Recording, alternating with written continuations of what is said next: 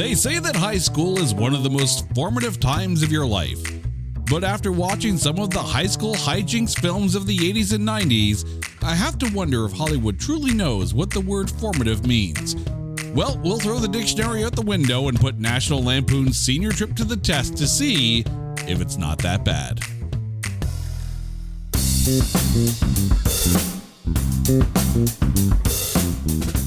Welcome one and all to It's Not That Bad, the podcast that looks for A grades in B movies. Now, every now and then, when you see the title of a film, you sit there and go, I know exactly what to expect. More often than not, it's usually something in the MCU. But nope, today we're talking about a film in a franchise that we know for the laughs that it brings. We're talking about National Lampoon's Senior Trip. And here to join me to go down this Senior Trip road is none other than Philip from the Adapted to Screen podcast. Dude, welcome back to the show. How are you doing? Jason, hello. I'm doing very well, thank you. Thank you very much for having this. Is my fourth appearance on your show. It feels like I've done more of your shows than I have of mine. So I'm curious now, because the past times that you have been on this show, you've been bringing the horror genre. This is not that film. So what is it about National Lampoon's Senior Trip that made you want to toss this one into the hat? Well, it was a discussion we were having. I think I don't even know how it came up, and I think I just put it in as a suggestion. And you went, "That's got a 0 rating. We have to do it." So I was like, "Okay, that's fair enough." But this sits at number 4 in my top 5 all-time favourite films. So I think it's not the only comedy on that list, but yeah. So I thought, well, if it's got a 0 rating, it needs defending, Jason. It needs to be defended. Now, obviously, you kind of gave away a little bit of the info on this film, but yes, that's okay. You know, occasionally we like to spoil things here, but for the record, this film is 1 year shy of 30 years old. So if you haven't watched it by now, that's on you. So spoilers like a mofo. But yes, this is one of those infamous 0% Rotten Tomatoes tomatometer scores. So we are bringing the challenge on this one. We're going to sit there and try to find the good things to say about Senior Trip. But before we do, it is time to take this high school comedy and trailerize it. In the 80s, we were treated to the best high school movies ever to hit the silver screen. The Breakfast Club, Summer School, Say Anything, Fast Times at Ridgemont High. They were movies that defined the time and shaped a generation. Now, in 1995, one film will read the Coles Notes version of the summary of 80s cinema, hit copy-paste, and Franken-film a script together that will prove that the state of education in 1990s Ohio is about 10 years behind the times. 80s staple Matt Frewer is the principal of Fairmount High, a school that sets the GED bar real low. His bright idea: take a bunch of misfits in detention, have them write a dissertation about the failure of the education system, and send it to the President of the United States, thereby proving the failure of the education system. With a big brain move like that, no wonder this group of ragtag misfits think learning is spelled with a U. They'll get called to the Capitol to prove once and for all that edumacation and wording is gooder for all. Along the way, they'll drink, screw, do drugs, and in no way discover the true meaning of growing up in a film that begs the question, did someone lose the script under her desk and then find it 10 years later? Because it feels like they did. Matt Frewer stars in National Lampoon's Senior Trip. Rated 14A for academically challenged. Oh, genius. Well done, Jason. There are so many actors in this film that the minute their names popped up, I'm like, holy crap, they're in this film. And all of a sudden you start to make the connections like, holy crap, they were in this. Holy crap. First of all, mention Matt Frewer. Aside from being in shows like Orphan Black, one must remember that Matt Frewer is Max Headroom. Indeed. Or for maybe people who missed, who lived in England, even though I remember seeing it, was the nutcase from The Stand. Yes, absolutely. Which, not a bad adaptation of Stephen King's The Stand, and probably better than the one that Prime did like years later. I think that's probably his best of all of the TV adaptations, to be perfectly fair. The TV adaptations, yes. There are some of the film adaptations of Stephen King's novels that have fared much better, but yes. I mean, and The Stand's a big-ass book. I remember reading it, and the first two parts of The Stand, and sorry for diatribing here while we're about to talk about Senior Trip, but we started this, so here we go. So I remember sitting down and reading The Stand, and it's not exactly a short book. And the first two parts of the book, because it's in 4 parts, I couldn't stop turning the pages. The first 2 parts of the book were phenomenal. And then it started to get all mystical and weird and shit, and then you get to the end. And it doesn't end as strong as the book starts. And the TV adaptation kind of actually matches that. So yay, but maybe not so much. I think it's difficult, isn't it, when you've got such a really good build-up of something? How do you make a really good end? And you don't really, do you? Yeah, no. You just got, sometimes you go, how are we going to finish this? I know. Do MOON spells explosion. And right. Or, just do like George R.R. Martin and just not finish.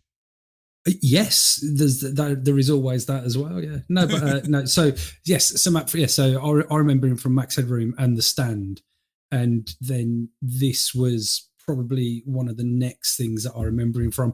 I did see him later on. Was it Timeless? It's possible. I mean, I also remember him from Eureka because that was a fun show as well. I never saw that. Maybe it's the Canadian in me, the things that we get to watch over here. But let's get into who is in this film. And there are some notable names here. So we got Matt Frewer, Valerie Mahaffey, and again, I apologize if I mess up any of these names. Remember, idiot Canadian in a basement with a microphone. The one and only Tommy Chong, Kevin McDonald, Tara Scherendorf, or as we all know her now, Tara Strong, Nicole DeBoer, Catherine Rose, Danny Smith, Rob Moore, Eric Edwards, Lawrence Dane, Sergio DeZio, and this film is the cinematic debuts of Fiona Lowe and Jeremy Renner. Yes, Jeremy Renner. Frickin' Hawkeye, Jeremy Renner. The movie is directed by Kelly Macon, who also directed Kids in the Hall and the movie Kids in the Hall Brain Candy. So now you know why Kevin McDonald's in here. He also, for those of you who like a little bit of Hugh Grant in your life, also directed Mickey Blue Eyes. The film was written by Roger Cumble, who wrote Cruel Intentions 1 and 2, and I. Marlene King, who was the exec producer and showrunner of Pretty Little Liars. The movie had a budget of $2 million and worldwide grossed a total of $4.6 million. When it was released on the September 8th, 1995 weekend, it debuted at number 9, which was the lowest of the wide release films that debuted that weekend. The number 1 film that weekend was To Wong Fu, Thanks for Everything, Julie Newmar, that debuted with $9 million. But also releasing that week, The Tie That Binds debuted at number 6 with $2.6 million, and Last of the Dogmen, which debuted at number 7 with $2.5 million. Senior Trip had a debut weekend of $2.18 million. So it basically made its money back in week 1 and didn't last that long after. Now, we did mention that this film has the wonders of a 0% tomatometer. The audience score for this film is actually 55%, and Yahoo Movies, remember when Yahoo Movies was a thing? Actually gave it a B grade. But let's deep dive now. Let's get into this and figure out why the critics gave this a 0% and why they are so drastically wrong. And of course, we start with Matt Frewer, who played Principal Todd Moss. How was he for you? He was brilliant. I think it was. It's very easy to see the character at the start, and I think looking back, because I obviously rewatched, and I haven't watched it for a while. but he's just kind of what his character seems a bit of down on his luck, resigned that he's always going to be the principal of this really rubbish school, and he has to deal with the students that he has to deal with, and they're all losers, and his wife's left him, and his staff are just ridiculous. But I thought it was really good. I really enjoyed every scene that he was in. I thought he added a lot of comedic value. There were certain aspects of Principal Moss that I liked. The fact that he was constantly on his stopwatch and making sure that everything was to time and like really almost obsessive about it. And so these were the aspects I'm like, this is going to be great. You have someone who is so fastidious about everything being on time and everyone being on schedule. And yet he's basically trying to herd cats with this school because the entire school just feels like it's on drugs. Let's be honest. But the problem, though, is that he's almost too quirky to be the foil. It's almost like he's a weird Kirkland brand Mr. Belding. Well, I think if he had a school bus full of Lisas and Steves, he wouldn't be that way. He'd be much more relaxed. He'd probably be more himself. He'd probably be thinking further on the line about how the students are going to make him proud in front of the president, and he's going to get a promotion or he's going to get a pay rise, whereas he's got that lot to deal with. So he has to go to the extreme of you've got 10 minutes, because 10 minutes really probably meant 20. But like, if I tell him 10 minutes and it's 15, we're still on schedule. The fact that the bus turned up 45 minutes late didn't really help him either, did it, in all fairness? Well, the problem, though, is that when you have an authority figure and the authority figure is supposed to be the foil for the high schoolers, you either make him a complete hard ass or you make him a more likable, just kind of wishes they were kind of one of the students. I mean, that's where the Mr. Belding thing comes into play, because I have a feeling like he feels like he wants to be part of things. But of course, these students are just like in and out. They just really don't want to be there. Or make him the hard ass. Make him the kid who's like, or make him the principal who would like lock the door if you're 1 second late kind of thing. Like, he's encouraging the students to hurry up and get in the school and get to the assembly and get to class. Like, it's almost like he cares too much for you to hate him, but he's not likable enough for you to like him. Yeah, no, I totally agree with that. But I think your point there, where you were saying about if the 1 second late he's going to lock the door, that happened, but just in reverse, which was, I think, where maybe, like you said, he should be doing this, but he isn't doing this, but it happens to him. And that's the funny bit, if you see what I mean. So this isn't just someone's, I can't imagine that someone's gone, right, I was going to write this down, and then that's it. They've written it and they've thought about it, and they've gone over it and they've gone over it and they've gone, what would it be? And someone like you would go, well, he'd lock the door, wouldn't he, if the 1 second late? Go, why don't we just do it to him? And the bus driver does it to him. It's just, but like you could see that that was anyway. Yes. Yeah, he's good in the role. I just wish the role was either flushed out or focused a bit more, not developed more, because I think the development is there, but focused in the points that they gave him. Jeremy Renner, who plays Dags, and it's interesting because Renner's name is lower down in the credit list, yet it feels like he's definitely the star of the film. Yes. This is his cinematic debut. So how hard was it to watch this and not sit there and go, you're a Avenger? Well, I think I'd probably seen this maybe late 90s, so he wasn't when I first watched.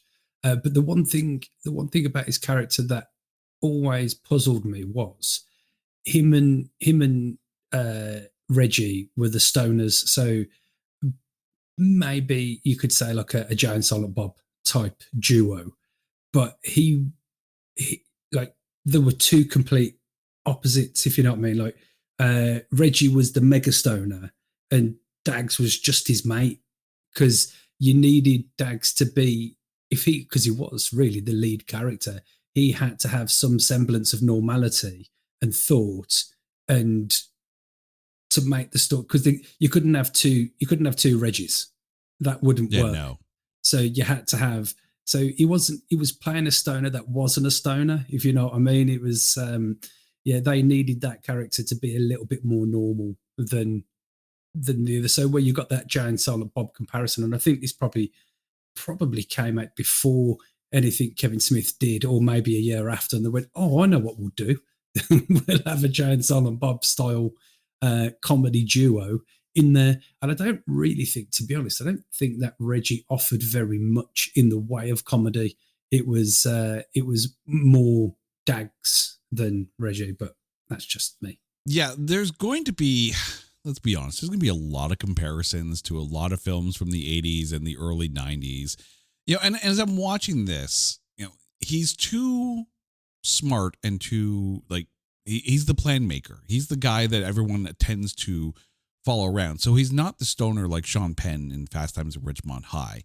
You could take a look at Wayne and Garth and sit there and say, okay, well, Dags is Wayne and Reggie is Garth.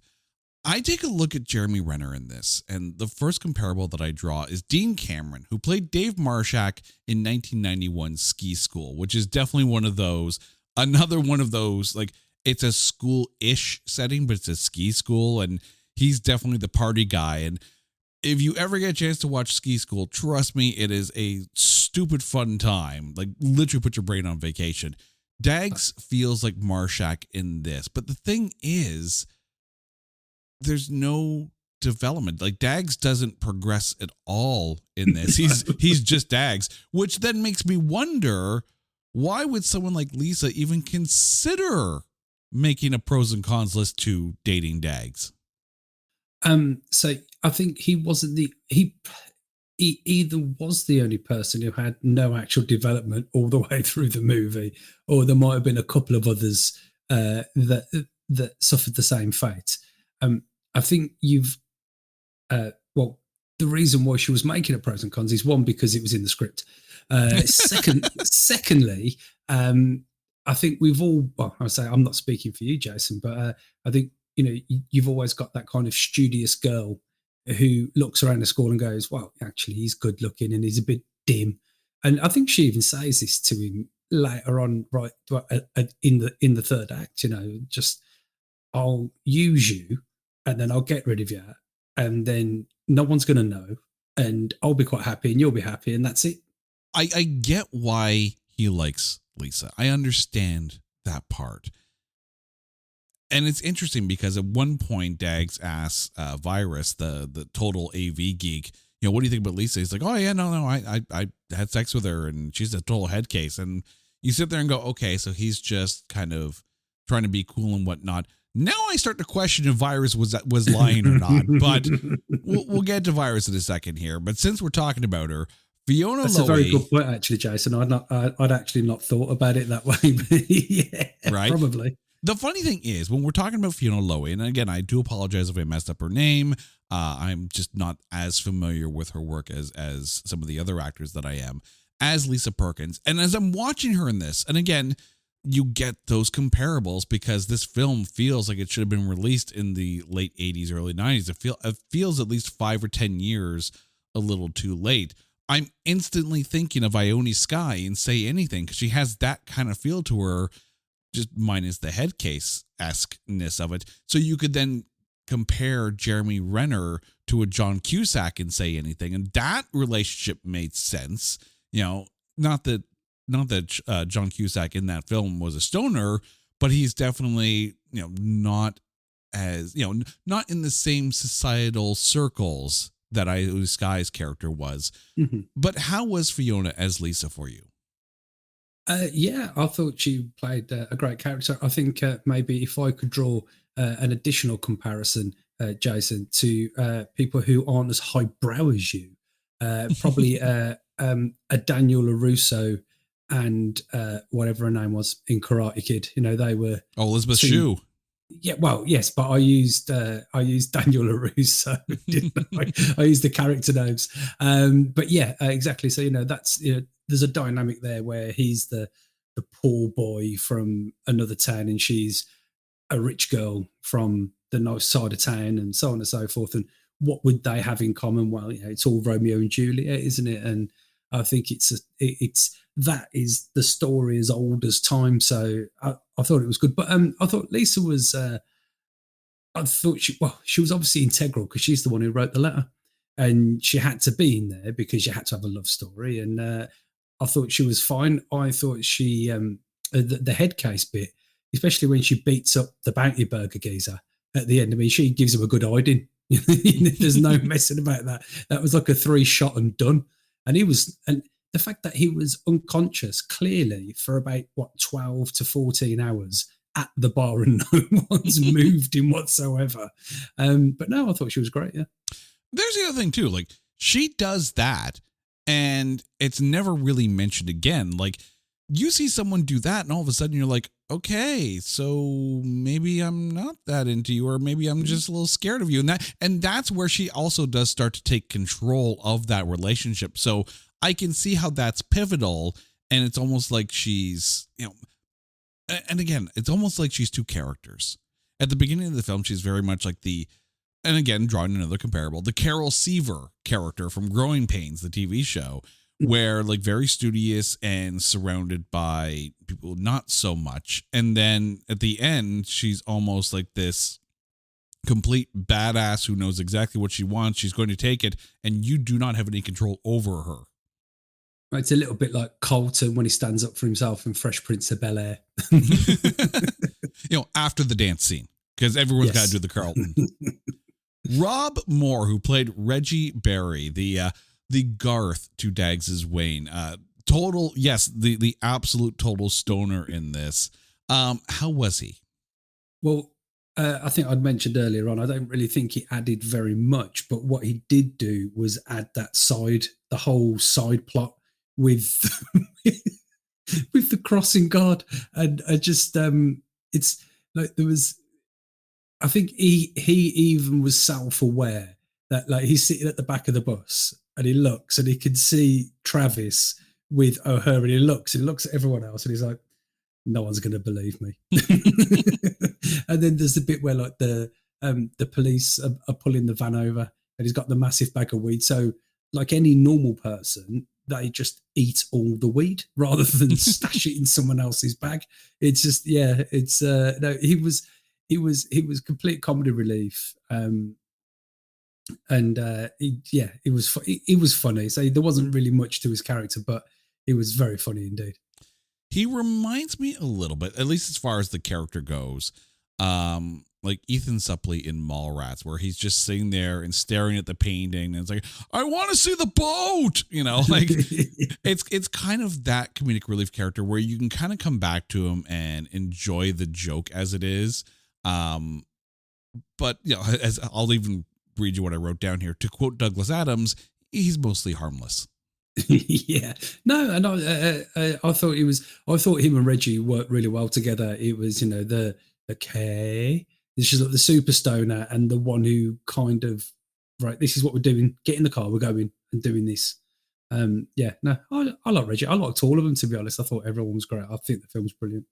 Yeah, it's curious to take a look at that and sit there and question which one would be Bill and which one would be Ted, because you can kind of see a very similar kind of, you have to think that Reggie would be, Ted Theodore Logan Esquire. Well, it's strange because which one out of Bill and Ted were the smarter one? They were both pig thick, weren't they? And it's just, and you just like, how are these two operating anything like machinery, toothbrushing? You just couldn't. You just at least that Dags kind of had something about him, that he could do something. Oh yeah, but since we're talking and making some Wayne's World comparables too, because as I mentioned, Reggie's kind of like the Garth to Dags's Wayne. Mm-hmm. Catherine Rose, who played Wanda Baker, this is the girl with the hair completely in front of her face and eventually ends up with Reggie. And again, I need to draw the comparable here, right? Because there's two comparables that come up here. Because of the almost infatuation that Wanda has for Reggie, I instantly think of Betty Jo, who worked in the permits office in Wayne's World 2, as played by Olivia Dabo, the girl who basically dressed like Wayne and dressed like Garth and acted like Garth. But then you can also draw a comparable to Jennifer Jason Leigh from The Breakfast Club. And now she's like the shy emo girl who eventually gets the guy. I mean, it's a trope. It's an absolute trope. But I actually really liked Catherine Rose in this role. But how did Wanda work for you? I think, to be honest, she was quite invisible throughout most of the film, so to speak. She was in a lot of the scenes, but she didn't offer anything. And then, obviously, subtly, she's kind of cracking on to Reggie. And it isn't until the end where Dax goes, "She's putting it on you, mate," and he's like, "Okay." And then obviously that little, there's a massive party, and there's them two watching Friday the 13th, and that's how they kind of get together, so to speak, on conversations about Freddy and Jason.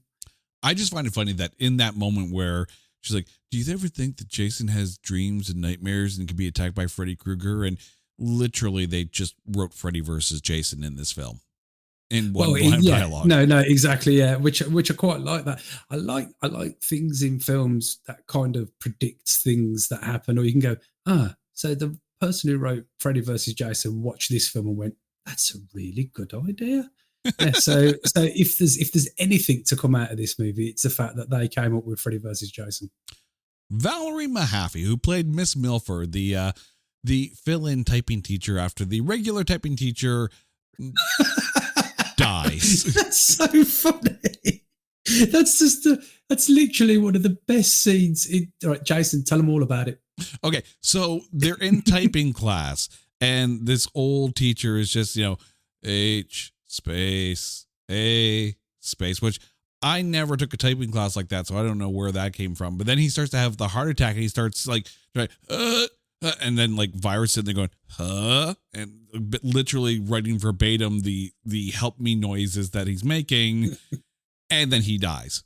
And all of a sudden now we have Miss Milford. But how was Miss Milford for you? Well, you see now when you're talking about foil earlier on with Principal Moss, she was his foil. She was you could tell she was the prim and proper,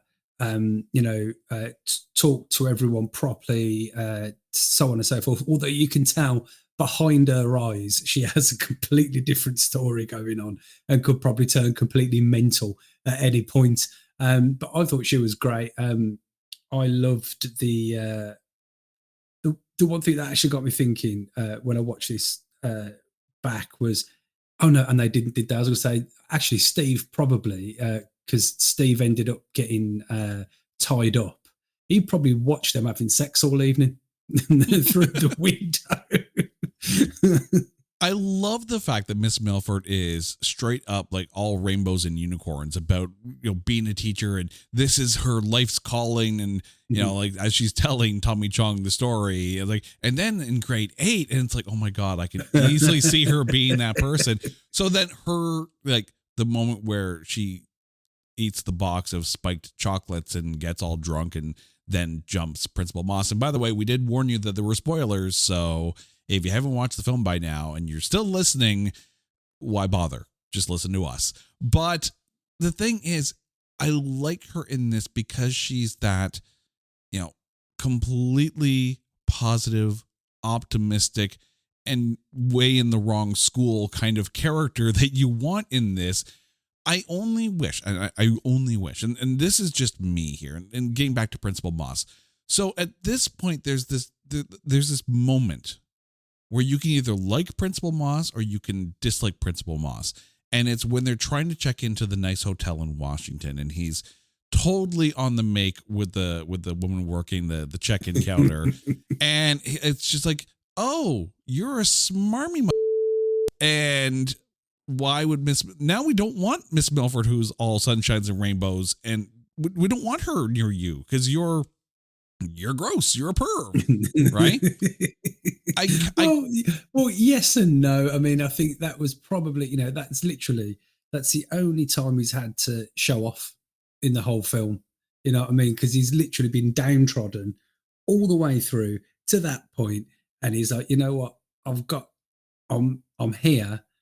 I'm going to tell her I can get you some stationery from the presidents, and then they get kicked out for breaking the vase immediately, and end up in the sex dungeon hotel.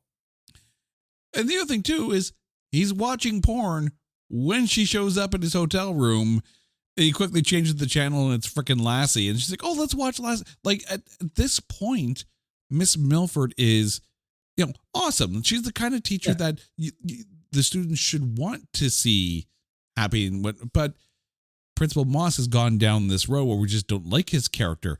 Which this is also one of those movies where at the end of the film they do this the freeze frames of the students. They give a little blurb as to what they do afterwards. So his blurb makes sense. And I'm just going to let you watch the movie and figure out what the blurb is because we can't spoil everything. So now you just skip to the end. But I liked Miss Milford. I wish Principal Moss was written in a way that would make that scene a little bit more fulfilling for Principal Moss and not just an icky morning after for Miss Milford. Yes, no, and I think when she comes into the room, she goes, "Oh, you're watching Lassie. All I get on my TV is porn." And he was like, "Oh, really? No porn in here." I'm just glad it wasn't like some kind of like Lassie porn and that changed and all of a sudden like, oh, I guess this channel's porn too. And to be fair, I think Principal Moss does redeem himself because he does stick up for Miss Milford against the senator and his suggestions. Does he call her a whore? Is that what he? Oh, he does. He does. Yeah. Which at that point, that would have been another good opportunity for Lisa to punch someone out. Yes. Well, it would have been a good chance for Principal Moss to do that, I think. But missed moment, and Miss Milford is probably regretting their trip to Washington. Danny Smith, who was Virus, the AV nerd. Again, another total high school movie trope. But how was Virus for you?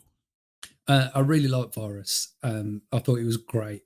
I thought it was was he a bit creepy? He's not just a teenager like him, a bit creepy. I've got many brothers. I've got loads of brothers, and at least one of them reminds me of him.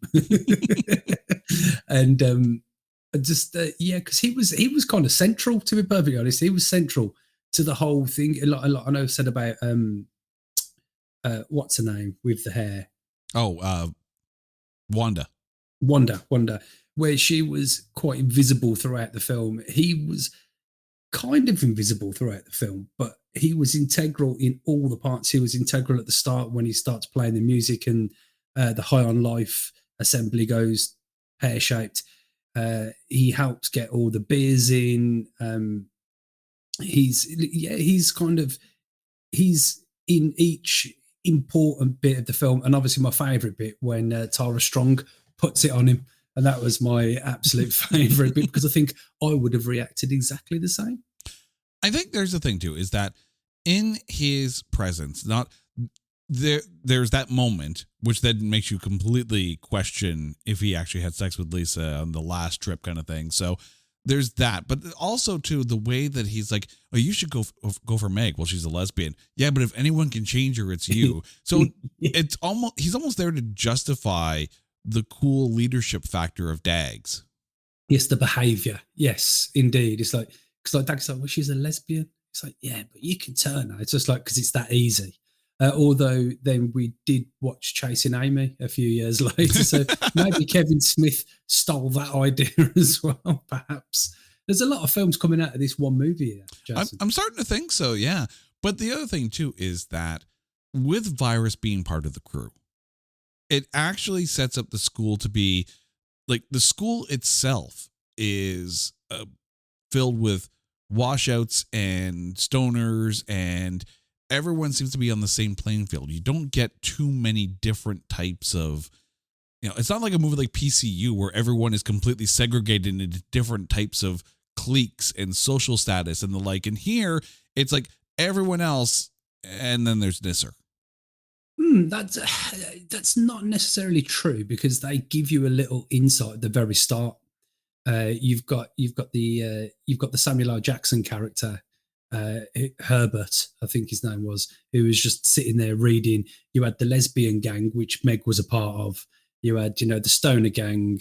You had like the popular people. Then you had some jocks. So, they kind of give you the idea that the school was full of these different types of groups. You just don't see them after that.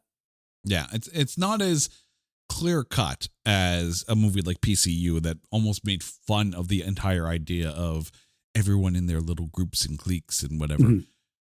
But speaking of Nisser, Steve Nisser is played by Sergio DeZio, the student president head and total prep in this. Most useless character in the damn film, but how was he for you? Well, it's one of those, I think we've just touched on it there. Like, what the hell is he doing at that school? Like, how are his parents not getting him into a better school? Like, I don't know how the school system works in America, but geez, if you've got a bit of cash and clearly, like, I'm going to Yale. So, and he's, he's well dressed, he's well spoken, he's if they're 17, he's got a mind of a 35-year-old man. He's everything you expect in the student body president should be. What the hell is he doing there? Which was, but then that one scene with him and Matt Frew is when he called. I bet you wonder why I've called you to my house. Yes, I need something from you. And it's not that. I just thought it was brilliant. But no, there was nothing. There was like he played literally no part in the film. Nothing of any note. And I just probably they just I don't know, to be honest. I don't know why he was there, in all fairness. But other than when the senator comes, he goes, right, get the kids up, and he opens a door and he's all been strapped up in bondage gear overnight. And he's like, oh. But there's the thing, like, the principal gets Nisser to be the mole, to befriend Dags so he can keep tabs on him. And then he does nothing of the sort and keeps to himself. Like, why are you even there? And if the principal's on the trip as well, why does he need a mole? It's like, it just seems extraneous. I get the preppy. And also, and I need to ask, because this high school seems it's that people like Dags and Reggie are the norm, and people like Nisser are like the outliers. Yeah. So what school with a population like that is going to vote for someone like Steve Nisser to be student body president? And nobody was voting, and Steve was the only person who did. You're probably not wrong.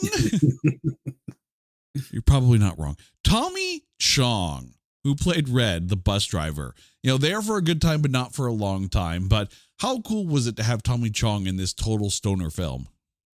Well, I thought it was as soon as he opened the door, I knew who he was. I think other than Matt Frewer, I think he was the only person I recognised when I first watched this film. I was like, it's Tommy Chong. And that was, then you've got that journey. That was brilliant. That whole bus ride was absolutely fantastic. The whole interaction, like you said, with Miss Milford when she's banging on when I was 7 and then when I was 8, and you could see all the lads getting the beer, and he's like, yeah, carry on, Bab. Carry on with the story while the lads get the beers in. And, smoking his bong and the horse tranquilizers, and, the bit where Principal Moss is like completely comatose and he's just hitting his head off the window with the steering wheel, just giving it that, which is those little tiny bits. And the fact that do we spoil it or do we not spoil it? I'd leave that one. We've warned everyone enough. No, fair enough. No, basically when he's dead and he's just got his arm in the air with the bonk in his hand. I just think it's brilliant. It's just like what that 10 minutes, that 10 minutes he was in it, or 15 minutes or whatever it was. That was just fantastic. And the whole, what's the magic word? What's the magic word? It's rock and roll, dude. Tommy Chong is proof that apparently the Ohio education system doesn't work. Exactly, yeah. But that's what Reggie can see himself being. Like, I think at that point it was like, I can be a bus driver. I can off school bus. I can do it. He's the guy that never grew up and won't last past the film. Kevin McDonald, who played Travis Lindsay, the crossing guard in this, who is completely and utterly Star Trek obsessed, which we're going to get to that in a second here. But first, how was this subplot for you? Not just Kevin McDonald, but how was this subplot? I think that this was my favourite bit of the film. And I think he's probably my favourite character if I've spoilt anything there, because he was brilliant. He was absolutely brilliant. You're introduced to Travis, the crossing guard, and he's sat in his little chair and there's a girl trying to cross the road. And he's going, go on, carry on. He's like, mate, are you going to get up and stop the traffic? And she ends up getting hit because he just won't get up. And then the blood feud begins when Dags asks him directions and he doesn't know. So Reggie gives him a bit of verbal. And then he gets all mad about it. And he's trying to stop the people from driving. And then Miosky has to run off with his bike. And and then like obviously he gets a lot weirder because in his house he's made his own enterprise bridge and he's got cardboard cutouts and blow up dolls, and he was really, really good, and he played it as straight as you could play it as well. He wasn't playing it for laughs. He was the person who believed this, if you know what I mean. It was and then he takes the family hostage, and he was brilliant in the whole film. Yeah, he was brilliant. I mean, it makes sense that it's directed by someone who directed Kids in the Hall. And of course, he is one of the kids in the hall. And if you ever had the opportunity to watch Kids in the Hall, A, do so. But B, it feels like a Kids in the Hall kind of character sketch added into the film. I think it's hilarious. It's funnier in hindsight when you realize that Nicole DeBoer, who is in this film, went on to go play Ezri Dax in Star Trek Deep Space Nine. So it's almost at that same level when you watch The Terminal and you see Zoe Saldana in that film, and her character is someone who happens to go to Star Trek conventions, and then later on she's cast as Lieutenant Uhura in the J.J. Abrams Star Trek films. It's, again, before its time. It predicted the future. Yeah, this is like when people talk about what Simpsons are predicted, and now we're going to be talking about what National Lampoon Senior Trip predicted. Yeah, it's in the pantheon. It's with The Simpsons and 30 Rock and then Senior Trip. Lawrence Dane, who played Senator Lerman, your typical evil politician in this, I would say decidedly evil enough. Yes, you always have to have some kind of adversity, and this was the adversity, wasn't it? He's been told about these kids. He saw them. He goes, right, this is a really good way to embarrass the president and get my bill put forward. And I've got a mate who's got some fast food chain, and I can get his fast food chain in all the schools, and with a big fat contribution to my presidential campaign. A banner burger in every school make me billions. Loved him. Thought he was great. Okay, I'm going to do a quick speed run through some of these last characters here, because while their characters are there, they're not really large characters, so we can kind of speed run through these. Eric Edwards, who played Miosky. Ooh, did this plot not age well? Oh no, right. I love Miosky. Right, I think he's great. He had some brilliant bits. The bit with the creepy teacher, when they're in detention and he's like getting high on the Bunsen burner. The whole blonde chap from China. Just like everything I think about him was hilarious. I mean, you have to understand, and you mentioned Kevin Smith earlier, so I'm going to actually pull Kevin Smith's explanation in An Evening with Kevin Smith when he was trying to explain how Chasing Amy is not anti-LGBTQ, because the character who's like, oh, all she needs is a good deep dicking, he's the idiot character. And Yes. by the idiot saying it, it proves that the statement is wrong. Miosky is definitely an idiot character in this film. So everything that he says, take it with an absolute grain of salt, that it's meant to be wrong and stupid. Yes, and if it's not hit home any more than what it should be, he's eating chalk at a press conference. So this is a kid who has got a bag of Wotsits the size of my body at the start of the film, and he eats chalk and hasn't had a change of clothes in probably what the week that the film is kind of like spanned. It's like spanned a week, and the kid's still in the same clobber. So yeah, no, I really like Myoski. I thought he was quite funny. Michael Blake, who played Herbert Jones, the guy who looks like Samuel L. Jackson in this, I get it, but why is he there?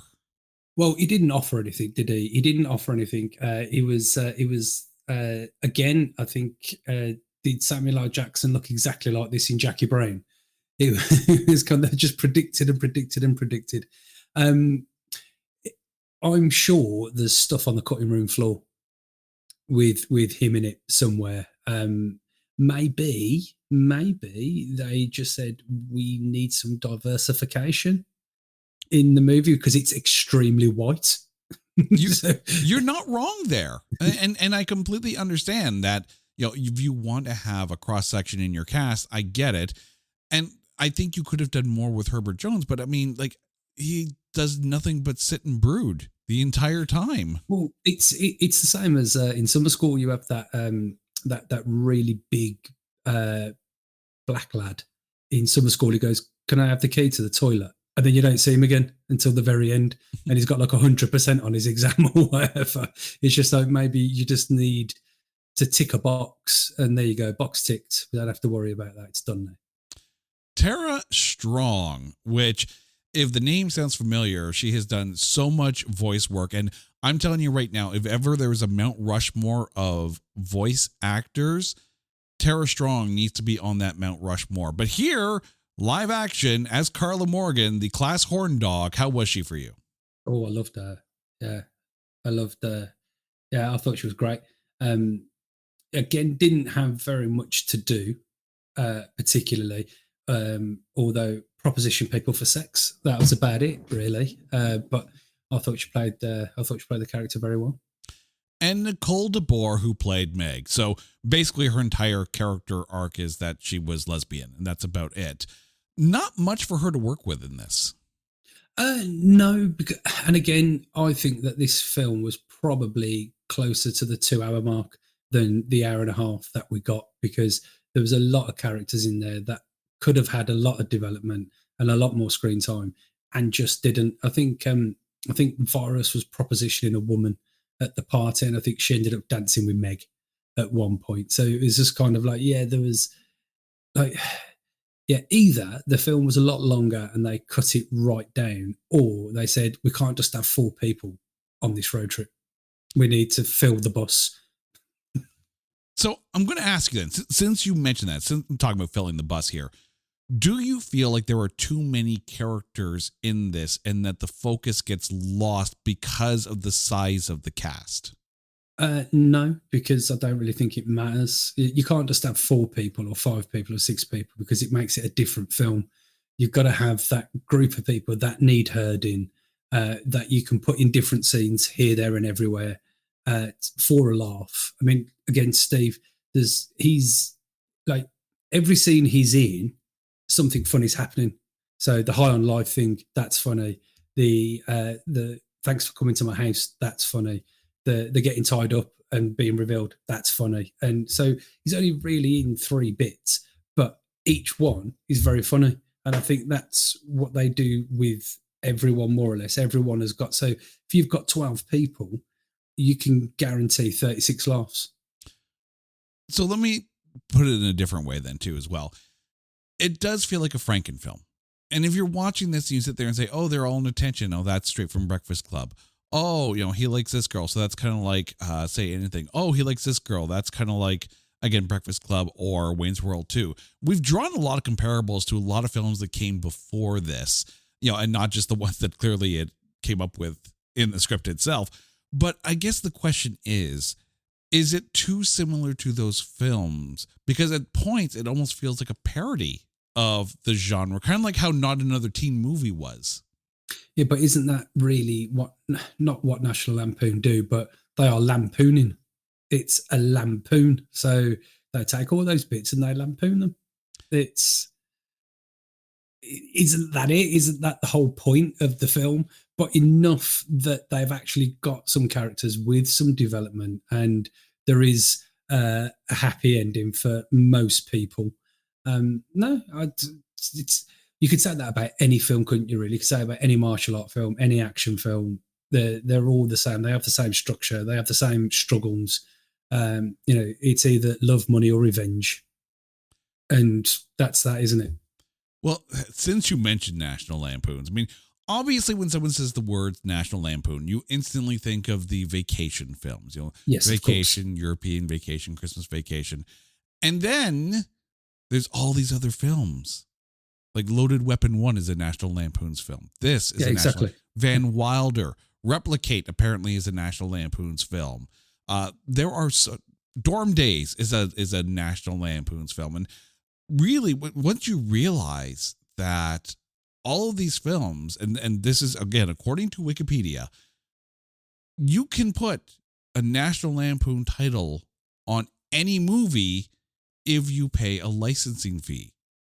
So it's not like National Lampoon has made all of these films, but it's just one of those things where it's like, if you're looking to, I guess, expand or at least make it a more recognizable property the National Lampoon's thing, we all know National Lampoon's films, one or the other kind of thing. So I guess the question becomes, do you think this film would have done better if it was just released as Senior Trip and not National Lampoon Senior Trip? Well, it's an interesting one. I don't know, because I think what they've done, what the film's done, you've got one recognizable name in Matt Frewer, and then Tommy Chong, and then you haven't got a lot of recognizable people. So it's either going to hit or it's either going to hit or it's going to miss. And in the end, they doubled the money on it, didn't they? So, it's one of those. It's going to be, and it's, I think, like you said, it's a 1994, 95 stoner film, basically. It's a stoner road trip high school comedy. And is it a bit out of place? Perhaps, especially if you subscribe to your way of thinking, it is a little bit. But then you could say that actually stoner movies kind of kicked on from there. You had like Joe's Apartment. You had Dave Chappelle. I think it was Dave Chappelle in Joe's Apartment. I think he was, or he did another, or no, Half Baked. He did Half Baked. So and then obviously the Joe and Silent Bob. So you could actually say that might have been the kickstart to, we can make movies about weed and they could be funny and we can make money and market them at children. Right. I mean, that's the thing. If you take a look at the films that are, National Lampoons, but made not by the original company, right? Again, Loaded Weapon 1, Van Wilder, Replicate, Going the Distance, Barely Legal, Dorm Days. Like, it's definitely, the minute you put National Lampoons on the title, you kind of know what to expect. And I think that's actually a good thing, because I think on its own, this doesn't have the star power to drive people to the theater. I get that. Exactly. So I have a feeling that adding National Lampoons to the title almost gave it that extra draw ability factor, because really, without it, it's just a made in Canada film. And I say that because how do you say it's a Canadian film without saying it's a Canadian film? Listen to the damn soundtrack. You got Our Lady Peace on the soundtrack, which we just did an episode on. There can only be one for Our Lady Peace, so go listen to that one. If I remember correctly, I heard the Rainbow Butt Monkeys during the movie, which, if you like the Rainbow Butt Monkeys, we covered their first album, over on Spin Shuffle Skip, so go listen to that one. But I mean, this soundtrack also kicks ass. Oh, it was really good. Yeah, I mean, I'm not really into that kind of music, but I enjoyed it most definitely. I thought the soundtrack was really good. Yeah, and that's the other thing too, is that you think about movies like the American Pie films, because obviously American Pie came after this, but great soundtrack on that first one as well. Well, exactly. American Pie really kind of cornered the market on teen comedy soundtracks. This kind of felt like it laid the groundwork for that, because this one, it's up there with a movie like PCU and maybe Encino Man, but I think this soundtrack stands above a lot of the other ones. Yeah, there's not a lot of films where you go, that's a really good soundtrack, that was. What did we watch? I think I went with my father-in-law and we watched something and we were like, that was a really good soundtrack. I can't even remember what it was now. No, I don't remember. But yeah, there are few and far between films that have really good soundtracks, and this was one of them. Yeah. By the way, if you've never heard of the Rainbow Butt Monkeys, yes, you have their Finger 11. I've still not heard of that either. Oh, okay. I'm just going to send you like a Canadian band's care package CD and just send that over to you. You should do. All right. So obviously the show is called It's Not That Bad. And if we're taking a look at the critics score at 0%, obviously nothing is that bad. So let's take a look at the audience score, 55%. How close do you think that 55% is to how this film should be perceived? I think it's fair. I think so, because everyone has a different opinion and not everyone will put their opinion in, but I think it's a really, really funny film. There's not many films that have that level of jokes. I want to say level of jokes. I just mean, if you didn't like that, here's another one. If you didn't get that one, here's another one. If you're too busy laughing at that one and you miss this one, then there's this one. And it was just all the way through. There was just, it's something that they teach in stand-up comedy, at least, is either a laugh every 15 seconds or one big laugh every minute. And you got that all the way through. The other thing I'm going to give this movie credit for is that despite the fact that it's a stoner comedy, so of course they're going to have a lot of drug and drinking references in it, it's not too raunchy. So if you're a young teen, this movie is fairly accessible to you. Well, I think it kind of picks up towards the end. Mayoski's dream sequence when he's dressed as a sumo wrestler and squashes his girlfriend who's in her bra and knickers. The bit with Tara Strong and Virus, and then the bit where Lisa says, "We're going to have sex," and then they wake up in bed. But other than those bits, it's not raunchy at all, really. And you kind of, I think, I don't know whether it's a PG or a 12 or whatever, but obviously ratings-wise, they probably wanted as many bums on seats, didn't they, in the cinema? Well, I mean, at 14A, it's not, I think it's age appropriate. Like, if you're 15 years old, you're going to laugh at this, and it's okay to laugh at this film. There are some good, funny moments in it. At 0%, any film at 0% kind of feels like you need to be strapped to a chair with something holding your eyes like you're in A Clockwork Orange to have to watch this. There's no way this film should be at 0%. Well, I think there's two films that I would put in at a 0% and be able to justify it. And one was Hellraiser 9, I think, which was just completely dreadful. And the last Rambo Last Blood, I thought that was absolutely diabolical. And I don't know what was going on or who thought any of it was a good idea. But if any film should get 0%, those two should. This should be, I mean, if it was me, I think I might probably say 8 out of 10 for me, because I just thought it was really funny. I mean, I know I've gone on copious numbers of rants over the years voicing my displeasure at The Dead Don't Die. And I know that film doesn't even qualify for It's Not That Bad. So I'm going to sit there and say it's not that good. But I wouldn't even give that a 0%. Like, you really Exactly. you literally have to have someone sitting in an open room, pants down and on the floor for an hour and a half for me to even think that it's a 0% film. Exactly, yeah, because there's always some. I mean, if you're prepared to, I think this is the thing. If you're prepared to watch a film all the way through, then there's something that you like about it. If you're watching a film and you go, this isn't for me, 15 minutes in, okay, it's not for me. I don't go online and go, right, 0. You know what I mean? I just don't. It's like, I got better things.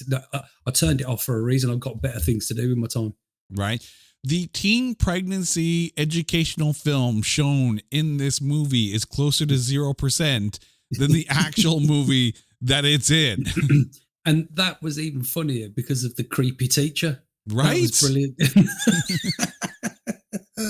No, it's fantastic. It was I don't know, Fast Eddie. I don't want to get pregnant. And just the fact that the kid's called Fast Eddie, I loved. There's nothing to dislike about that this film, other than, and perhaps, again, like we talked about the Stands ending. I think the ending on this is like a bit but you've got to have that kind of ending, because you can't. How do you end the film? That is, and it's not a crescendo. It's a, but what you're going to do. Most films are they give you the little freeze frame at the end to kind of fulfill you. The best film that I've watched this year that did an ending which was brilliant was Clue, and I know it's a 1985 film, but my kids love Cluedo, so I was like, right, we're going to watch, because I've not seen it before. I don't know. Well, you clearly have, Jason. Oh, yes. And absolutely no spoilers in that, but you get multiple endings, and it's just like, this is brilliant. That's the way you want to end the film, so to speak. You know what I mean? Like, that's, if they could have done that with National Lampoon City Trip and had multiple endings, perhaps. But yeah, the ending's a bit flat, but you get the stills at the end, and and you go away feeling good about yourself. And I think that's really the most important thing about a comedy. It's funny, as you were talking about Clue, and yes, I freaking love Clue. It's a brilliant freaking film. And it does not qualify because it's at a 71% tomatometer. Because it's brilliant. Yeah. Right? But over at Metacritic, it has a score of 41%. That is criminal. Yes, because well, I don't know. Do we have to do a whole episode about this now, Jason? Have you just dragged me into another bloody episode with you? I can't even speak, Jason. I can't speak. It's a brilliant film. Yeah, if you have not seen Clue, you are not doing life right. So definitely go see it. But I don't know how Metacritic has a 41 score on this one. That is criminal. All right, Philip, it is time. So, who is your MVP of National Lampoon's Senior Trip? Oh, it's got to be Travis. Travis, the crossing guard, because he was brilliant. He just added a different dimension to the film. It would have been a lot more. I think it probably would have got boring if it was just the kids all the way there, because what can you do in a bus all the way there? But no, Travis was brilliant. I thought it was excellent. Before I name my MVP, I need to give Valerie Mahaffey a shout out as the typing teacher.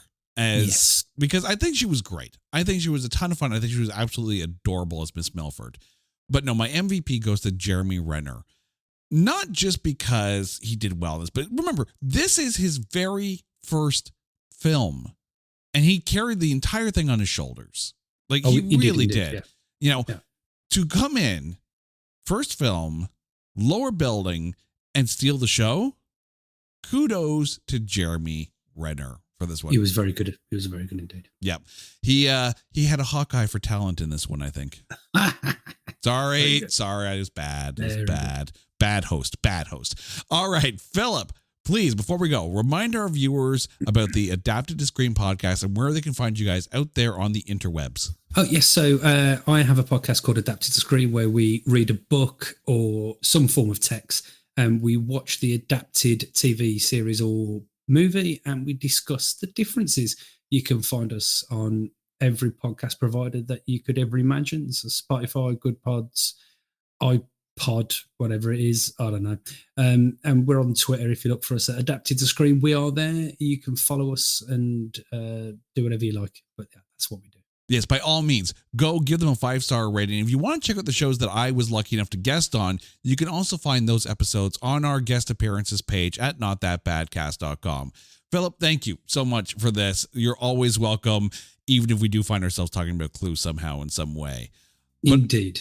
Until next time, you guys know the drill. If there is a movie out there that you think is unfairly maligned or is just so bad that there is no way in Ohio that we can find anything good to say about it, hit us up on social media at NotThatBadcast or go to our website at NotThatBadcast.com. And while you're there, check out our Coming Soon page so you can see some of the movies that we're talking about so you can get your chime-ins in there. Until next time, he's Philip. I'm Jay. You guys are awesome. This is It's Not That Bad, a proud member of the Pantheon Podcast Network. Take care.